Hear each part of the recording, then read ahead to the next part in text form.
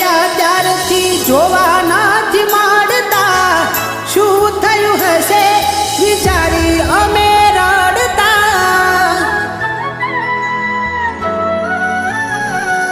ઓ પેલા મારા માટે એ જીવતા ને મારતા, હવે શું થયું મને યાદ નથી કરતા.